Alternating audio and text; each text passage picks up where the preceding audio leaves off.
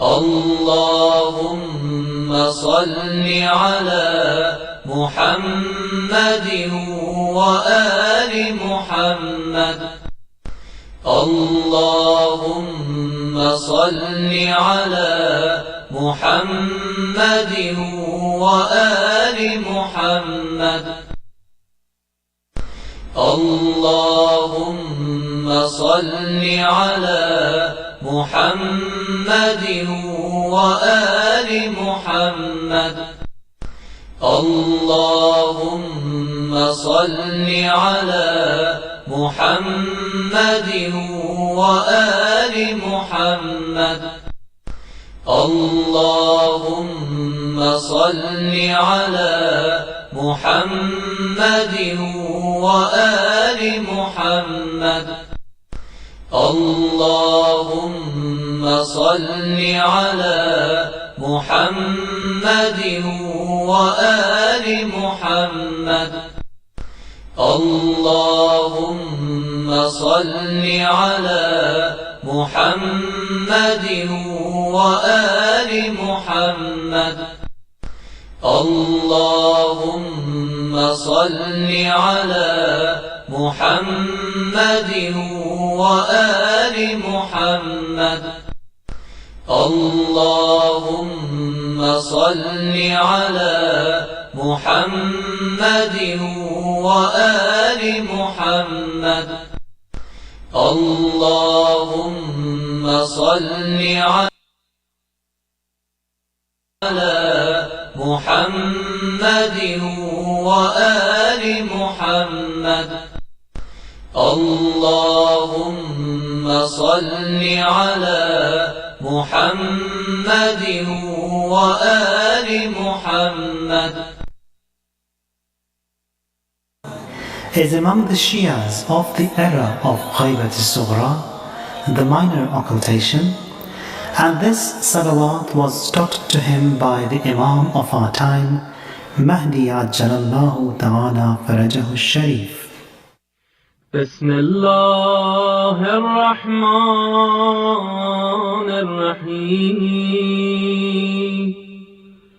اللهم صل على محمد سيد المرسلين وخاتم النبيين وحجة رب العالمين المنتجب في الميثاق المصطفى في الظلال المطهر من كل آفات البريء من كل عين المؤمل للنجاة المرتجى للشفاعة المفوض إليه دين الله.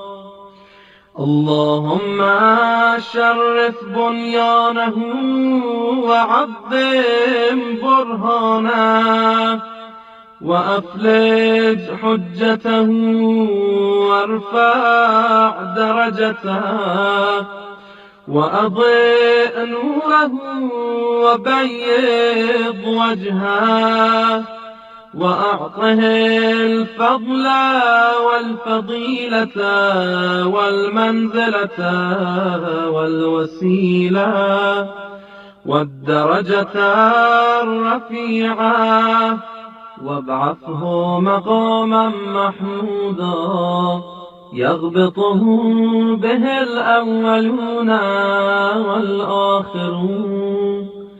وصل على أمير المؤمنين ووارث المرسلين وقائد الغر المحجلين وسيد الوصيين وحجة رب العالمين.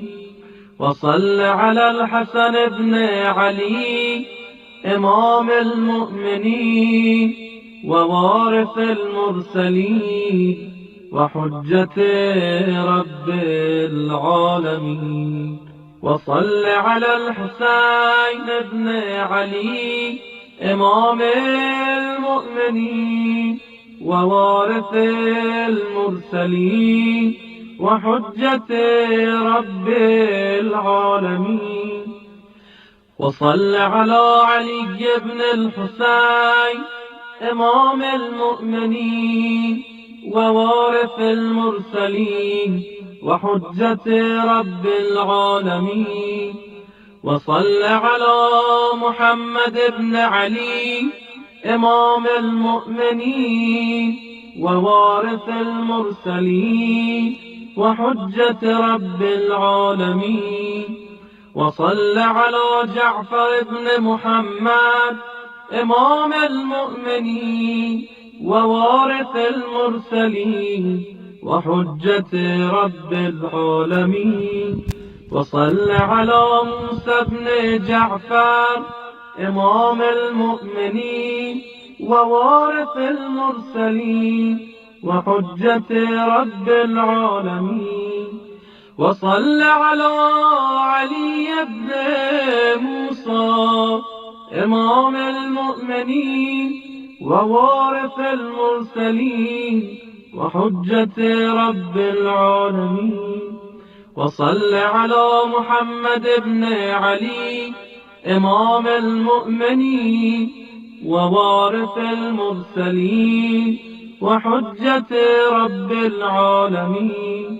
وصل على علي بن محمد إمام المؤمنين ووارث المرسلين وحجة رب العالمين. وصل على الحسن بن علي إمام المؤمنين ووارث المرسلين وحجة رب العالمين. وصل على الخلف الهادي المهدي إمام المؤمنين ووارث المرسلين وحجة رب العالمين.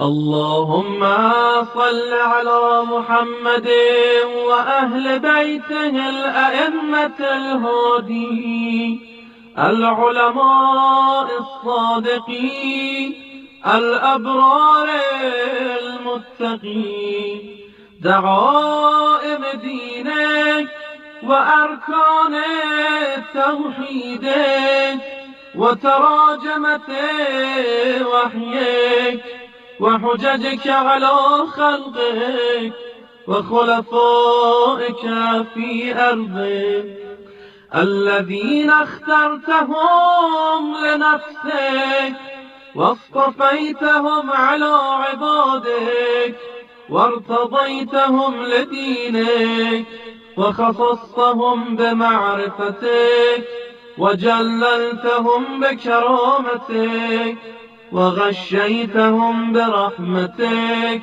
وربيتهم بنعمتك وغذيتهم بحكمتك وألبستهم نورك ورفعتهم في ملكوتك وحففتهم بملائكتك وشرفتهم بنبيك صلواتك عليه وآله. اللهم صل على محمد وعليهم صلاة زاكية نامية كثيرة دائمة طيبة لا يحيط بها إلا أنت ولا يسعها إلا علمك ولا يحصيها أحد غيرك. اللهم وصل على وليك المحيي سنتك القائم بأمرك الداعي إليك الدليل عليك، حجتك على خلقك وخليفتك في أرضك وشاهدك على عبادك. اللهم أعز نصره ومد في عمره وزين الأرض بطول بقائه. اللهم اكفه بغي الحاسدين وأعذه من شر الكائدين وازجر عنه إرادة الظالمين وخلصه من أيدي الجبارين. اللهم أعطه في نفسه وذريته وشيعته ورعيته وخاصته وعامته وعدوه وجميع أهل الدنيا ما تقر به عيناه وتسر به نفسه، وبلغه أفضل ما أمله في الدنيا والآخرة، إنك على كل شيء قدير. اللهم جدد به ما امتحى من دينك وأحي به ما بطل من كتابك وأظهر به ما غير من حكمك حتى يعود دينك به وعلى يديه غضا جديدا خالصا مخلصا لا شك فيه ولا شبهة معه ولا باطل عنده ولا بدعة لديه.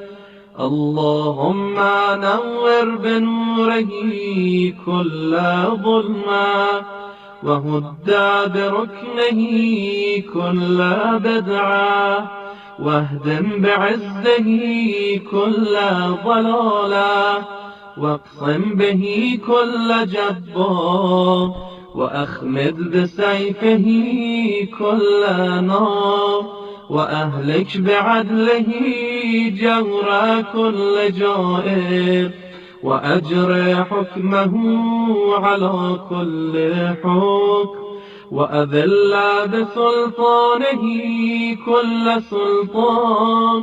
اللهم أذل كل من نوى وأهلك كل من عادى وامكر بمن كاده واستأصل من جحده حقه واستهان بأمره وسعى في إطفاء نوره وأراد إخماد ذكره.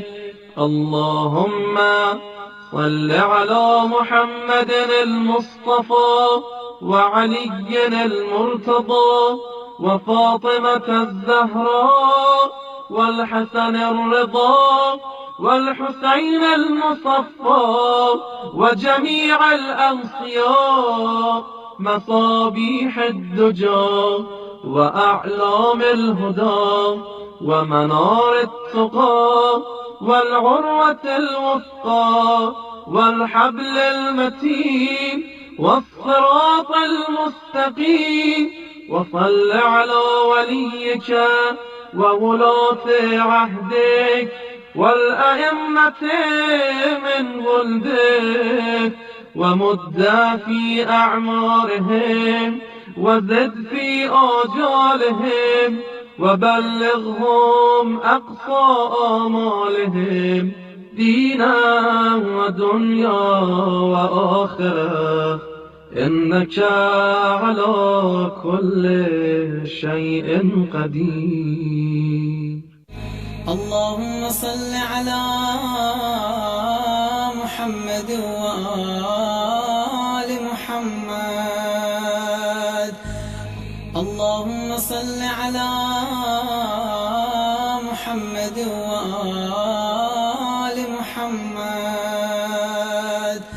آفت البريء من كل عين المؤمل للنجاة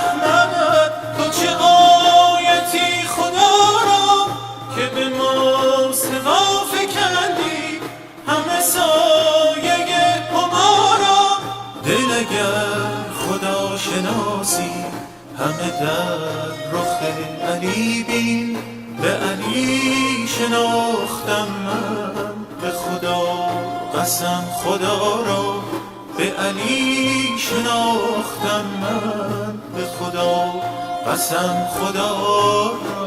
علی همای رحمت تو چه آیتی خدا را که به ما سوا بکندی همه سایه هما را.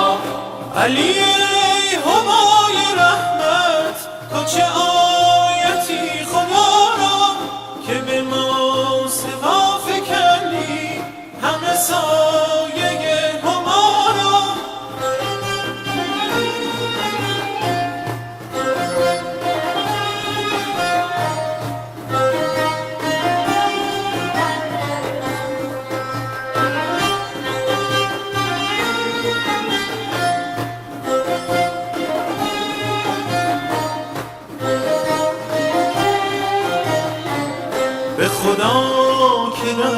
عالم اثر از فنا نماند، چو علی گرفته باشد سر چشمه بقا را.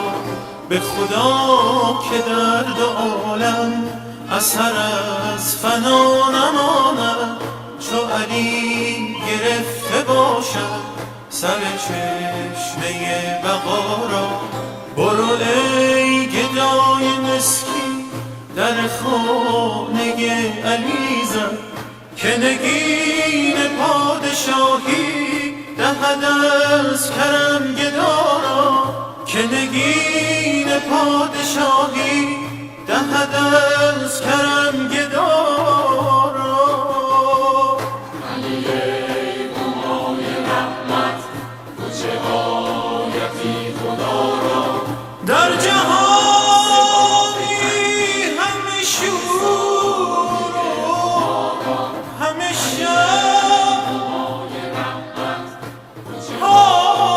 علیان بشران کیفم بشر، شب روان مست ولای تو علی.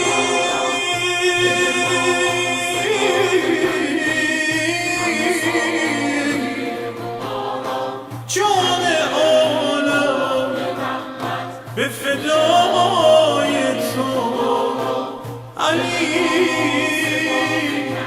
علی علی.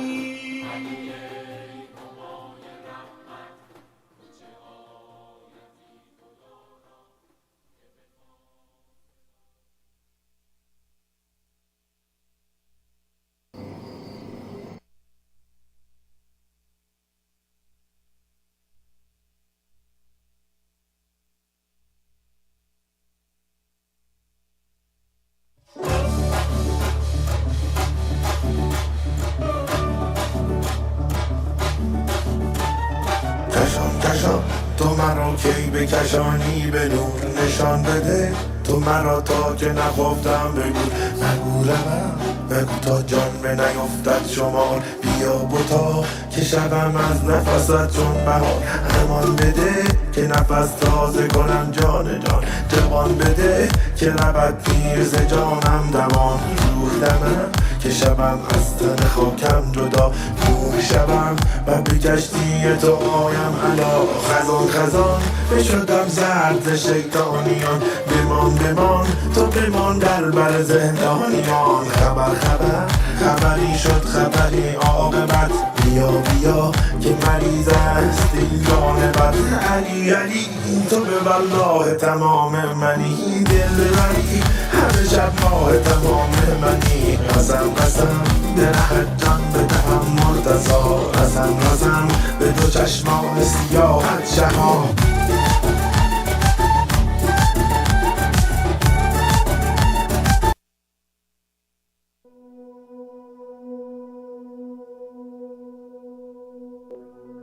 به طه به یاسین به معراج احمد، به قدر و به کوثر به رضوان و طوبی، به وحی الهی به قرآن جاری، به تورات موسی و انجیل عیسی.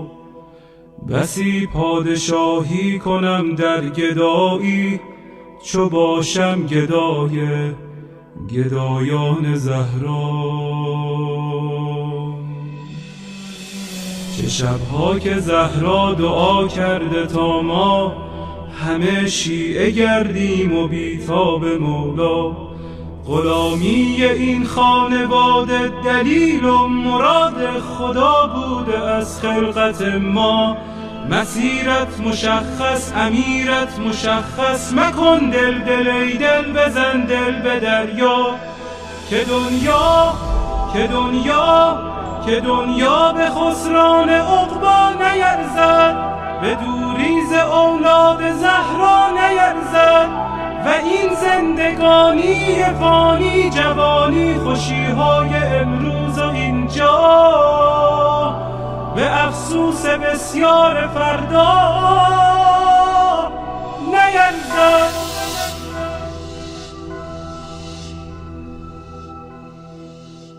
اگر عاشقانه هوادار یاری، اگر مخلصانه گرفتار یاری، اگر آبرو میگذاری به پایش، یقینا یقینا خریدار یاری.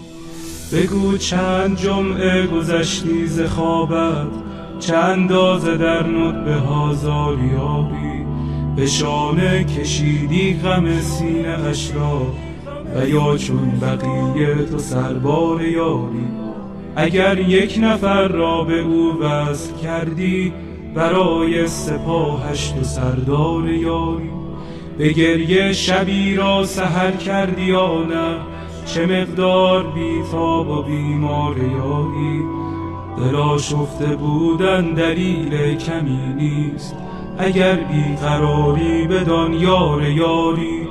و پایان این بیقراری بهشت است، بهشتی که سرخوش ز دیدار یاری. نسیم کرامت وزیدن گرفته و باران رحمت چکیدن گرفته. مبادا بدوزی نگاه دلت را به مردم که بازار یوسف فروشی در این دوره بد شدیدن گرفته. خدایا به روی درخشان مهدی، به زلف سیاه و پریشان مهدی، به قلب رعوفش که دریای داغ است، به چشمان از غصه گریان مهدی، به لبهای گرم علی یا علیش، به ذکر حسین و حسن جان مهدی، به دست کریم و نگاه رحیمش، به چشم امید فقیران مهدی، به حال نیاز و قنوت نمازش، به سبحان سبحان سبحان مهدی، به برق نگاه و به خال سیاهش، به عطر ملیح گریبان مهدی، به حج جمیلش، به جاه جلیلش، به صوت حجازی قرآن مهدی، به صبح عراق و شبانگاه شامش، به آهنگ سمت خراسان مهدی،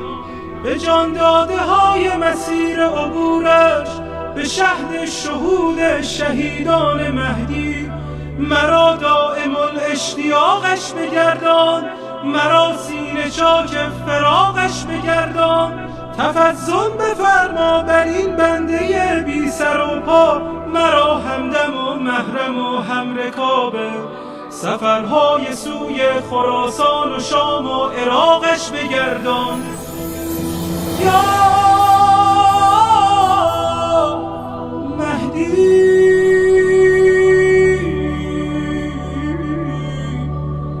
یا مهدی،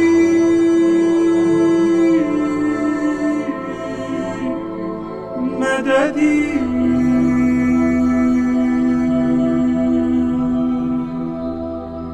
ندیدم شهی در دلارایی تو، به قربان اخلاق مولایی تو. تو خورشیدی و ذره پرورترینی، فدای سجایای زهرایی تو. نداری به کویت ز من بینواتر، ندیدم کریمی به طاهایی تو. نداری گدایی به رسوایی من، ندیدم نگاری به زیبایی تو. نداری مریضی به بدحالی من، ندیدم دمی چون مسیحایی تو.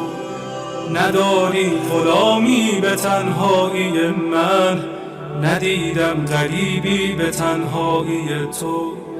نداری اسیری به شیدایی من، ندیدم کسی را به آقایی تو.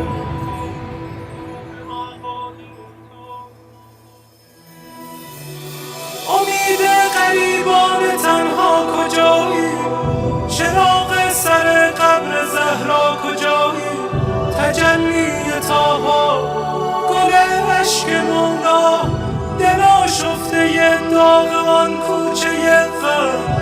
گرفتار گودال خونیم، دل افکار غمهای زینب.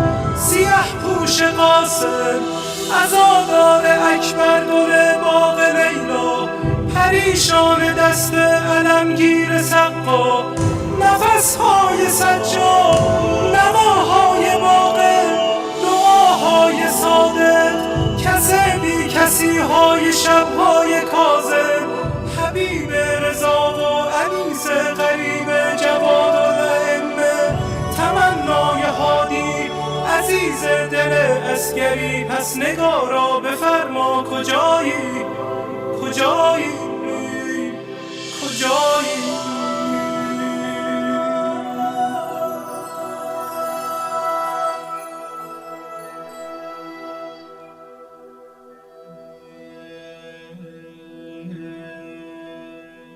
دلم جز هوایت هوایی ندار، لبم غیر نامت نوایی ندارد.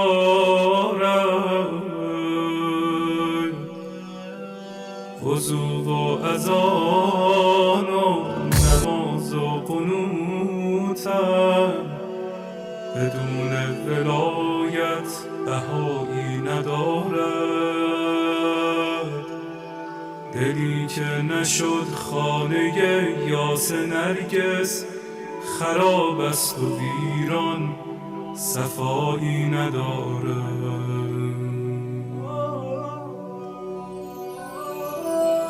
بیا تا جوانم بده رخ نشانم، بیا تا جوانم بده رخ نشانم. که این زندگانی وفایی ندارد،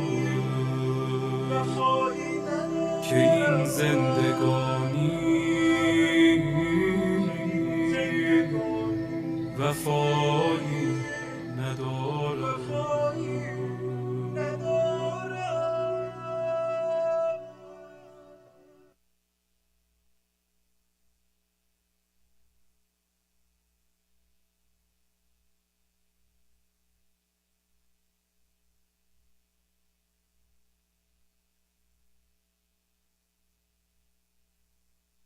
بسم الله الرحمن الرحيم.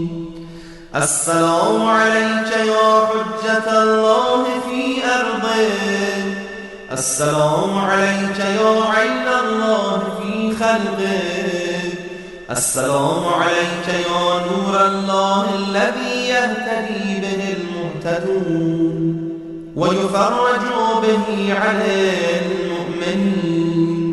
السلام عليك أيها المهذب الخائف، السلام عليك أيها الولي الناصح، السلام عليك يا سفينة النجاة، السلام عليك يا عين الحياة، السلام عليك صلى الله عليك وعلى آل بيتك الطيبين الطاهرين. السلام عليك عجل الله لك ما وعدك من النصر وظهور الأمن.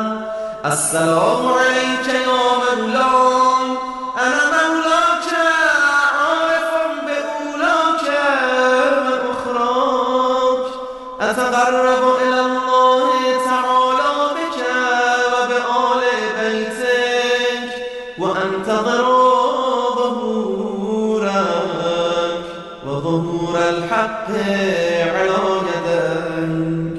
وأسأل الله أن يصلي على محمد وآل محمد، وأن يجعلني من المنتظرين لك والتابعين والناصرين لك على أعدائك، والمستشهدين بين يديك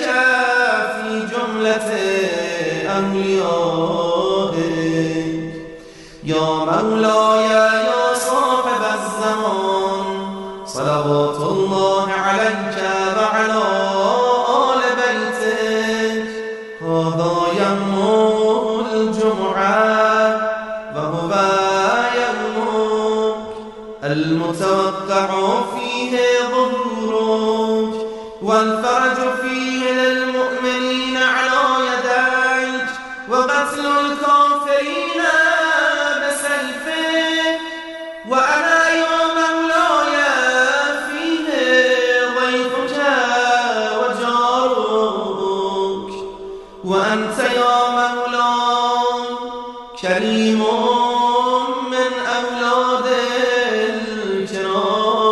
الكرام ومأمور بالضيافة والإجارة فأضفني وأجرني صلوات الله عليك وعلى أهل بيتك الطيبين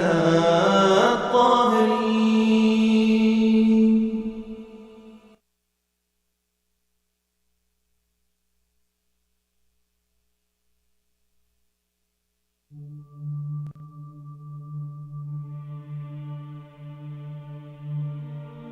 بسم الله الرحمن الرحيم.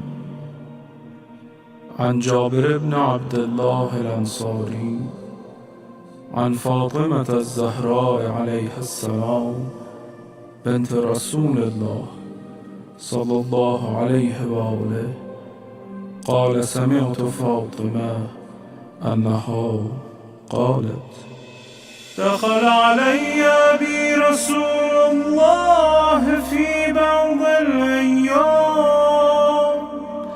فقال السلام عليك يا فاطمة فقلت وعليك السلام قال إني أجد في بدني ضعفا فقلت له أعيذك بالله يا أبتاه من الضعف فقال يا فاطمة ائتيني بالكساء اليماني فغطيني به فأتيته بالكساء اليماني فغطيته به وصرت أنظر إليه وإذا وجهه يتلمع كأنه البدر في ليلة تمامه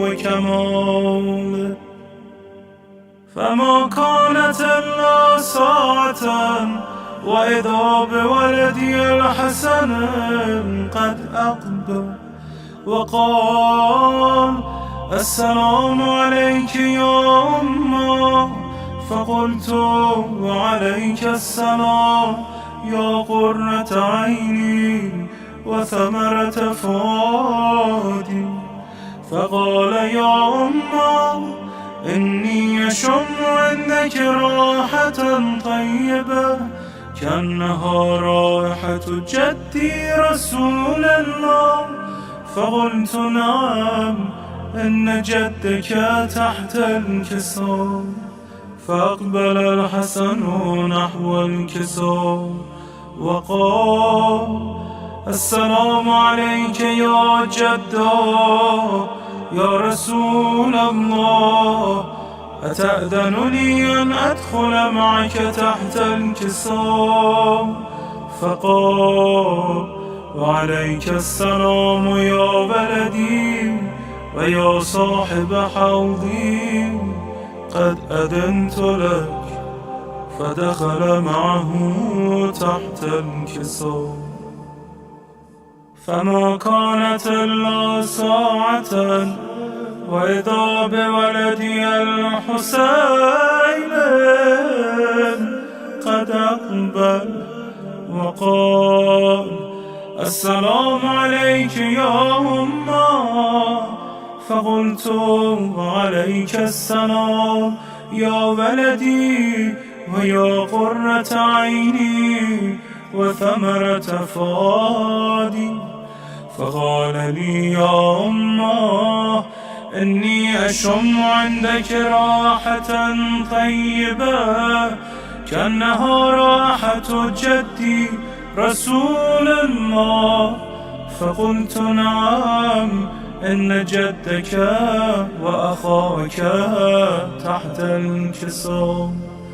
فدنا الحسين نحو الكساء وقال السلام عليك يا جده، السلام عليك يا من اختاره الله. أتأذنني أن أكون معكما تحت الكساء؟ فقال وعليك السلام يا بلدي ويا شافع أمتي، قد أذنت لك. فدخل معهما تحت الكساء. فأقبل عند ذلك أبو الحسن علي بن أبي طالب وقال السلام عليك يا بنت رسول الله. فقلت وعليك السلام يا أبا الحسن ويا أمير المؤمنين. فقال يا فاطمة إني أشم عندك راحة طيبة كأنها راحة أخي وابن عمي رسول الله. فقلت نعم، ها هو مع ولدك تحت الكساء. فأقبل علي نحو الكساء وقال السلام عليك يا رسول الله، أتأذنني أن أكون معكم تحت الكساء؟ قال له عليك السلام يا أخي ويا وصي وخليفتي وصاحب لوائي، قد أذنت لك. فدخل علي تحت الكساء. ثم أتيت نحو الكساء وقلت السلام عليك يا أبتاه يا رسول الله، أتأذن لي أن أكون معكم تحت الكساء؟ قال وعليك السلام يا بنتي ويا بضعتي، قد أذنت لك. فدخلت تحت الكساء. فلما اجتمعنا جميعا تحت الكساء أخذ بي رسول الله بطرفي الكساء وأومى بيده اليمنى إلى السماء وقال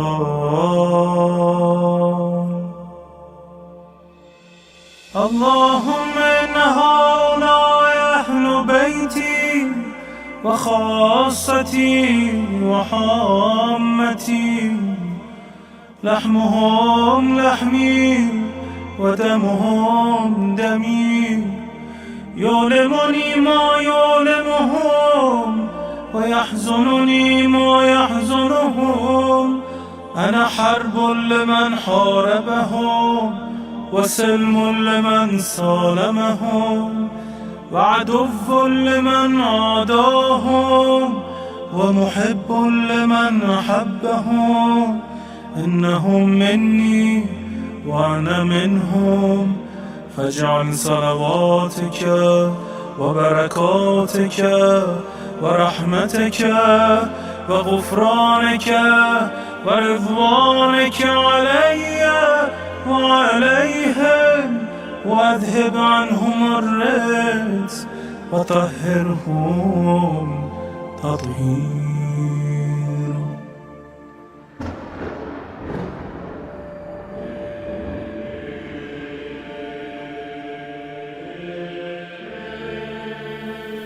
فقال الله عز وجل: يا ملائكتي ويا سكان سماواتي، إني ما خلقت سماء مبنية ولا أرضا مدحية ولا قمرا منيرا ولا شمسا مضيا ولا فلكا يدور ولا بحرا يجري ولا فلكا يسري إلا في محبته هؤلاء الخمسة الذين هم تحت الكساء. فقال الأمين جبرائيل: يا رب، ومن تحت الكساء؟ فقال عز وجل: هم أهل بيت النبوة ومعدن الرسالة، هم فاطمة وأبوها وبعلها وبنوها.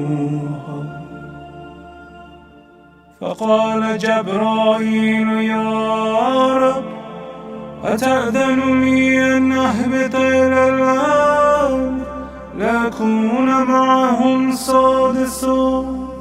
فقال الله: نعم، قد أذنت لك. فهبط الأمين جبرائيل وقال: السلام عليك يا رسول الله. العلي الأعلى يقرئك السلام ويخصك بالتحية والإكرام ويقول لك: وعزتي وجلالي إني ما خلقت سماء مبنية ولا أرضا مدحية ولا قمرا منيرا ولا شمسا مضيا ولا فلكا يدور ولا بحرا يجري ولا فلكا يسري إلا لأجلكم ومحبتكم، وقد أذن لي أن أدخل معكم، فهل تأذن لي يا رسول الله؟ فقال رسول الله: وعليك السلام يا أمين وحي الله، إنه نعم قد أذنت لك. فدخل جبرائيل معنا تحت الكساء، فقال لأبي: إن الله قد أوحى إليكم يقول: إنما يريد الله ليذهب عنكم الرجس أهل البيت ويطهركم تطهيرا.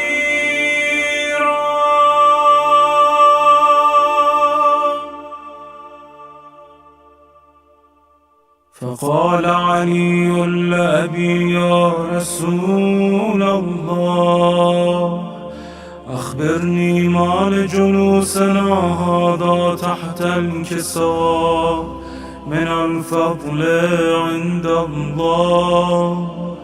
فقال النبي: والذي بعثني بالحق نبيا واصطفاني بالرسالة نجيا، ما ذكر خبرنا هذا في محفل من محافل أهل الأرض وفيه جمع من شيعتنا ومحبينا إلا ونزلت عليهم الرحمة وحفت بهم الملائكة واستغفرت لهم إلى أن يتفرقوا. فقال علي: إذا والله فزنا وفاز شيعتنا ورب الكعبة. فقال أبي رسول الله: يا علي، والذي بعثني بالحق نبيا واصطفاني بالرسالة نجيا، ما ذكر خبرنا هذا في محفل من محافل أهل الأرض وفيه جمع من شيعتنا ومحبينا وفيهم مهموم الله وفرج الله همه، ولا مغموم الله وكشف الله غمه، ولا طالب حاجة إلا وقضى الله حاجته. فقال علي: إذا والله فزنا وسعدنا، وكذلك شيعتنا فازوا وسعدوا في الدنيا والآخرة ورب الكعبة.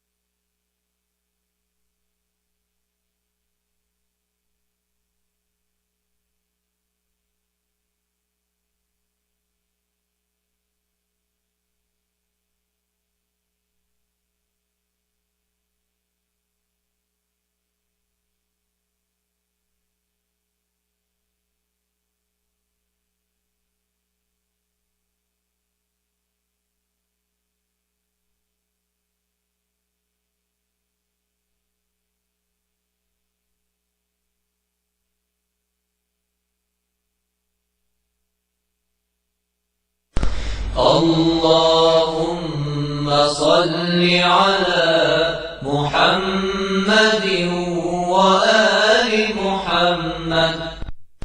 اللهم صل على محمد وآل محمد. اللهم صل على محمد وآل محمد.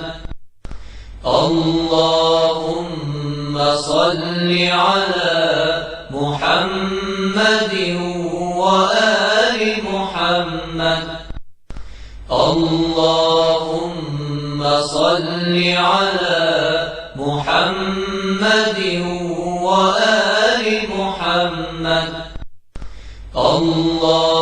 اللهم صل على محمد وآل محمد. اللهم صل على محمد وآل محمد.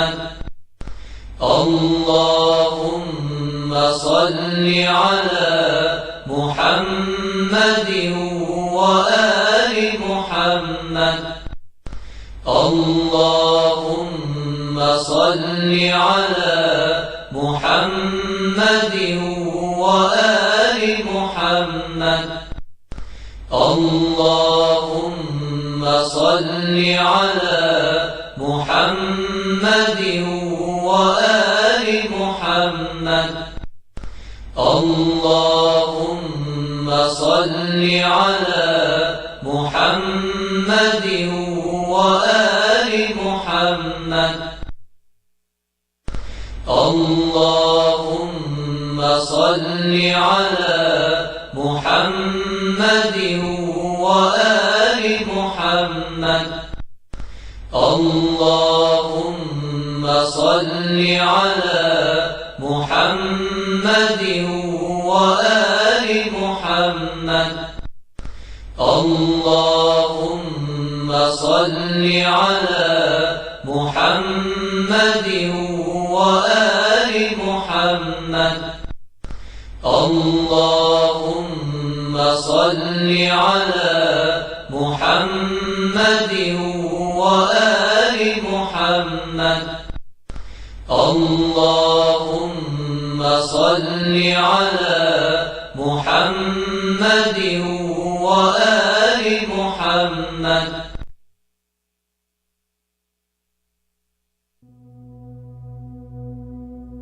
إلهي عظم البلاء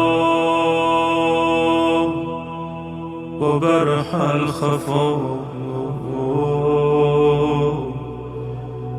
وانكشف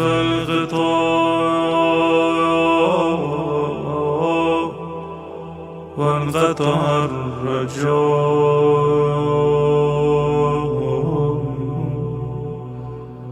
وضاقت الأرض ومنعت السماء وأنت المستعان وإليك المشتكى وعليك المعول في الشدة والرخاء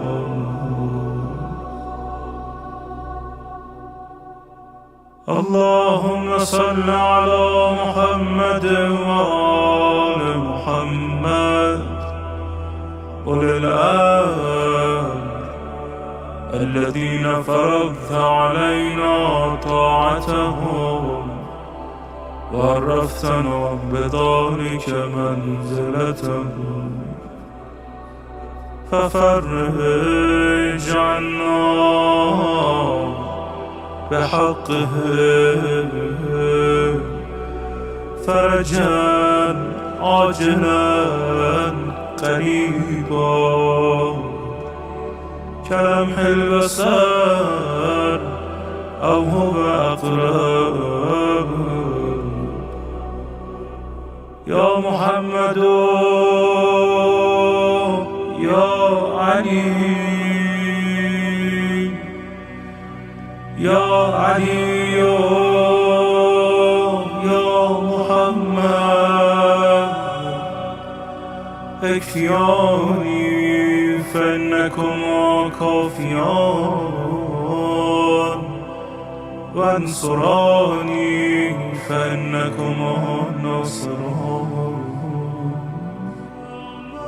يا مولانا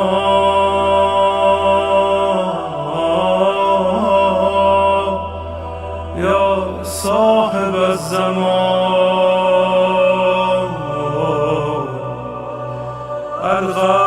الغوث الغوث الغوث أدركني أدركني أدركني الساعة الساعة الساعة العجاب العجاب العجاب يا أرحم الراحمين بحق محمد وآله الطاهرين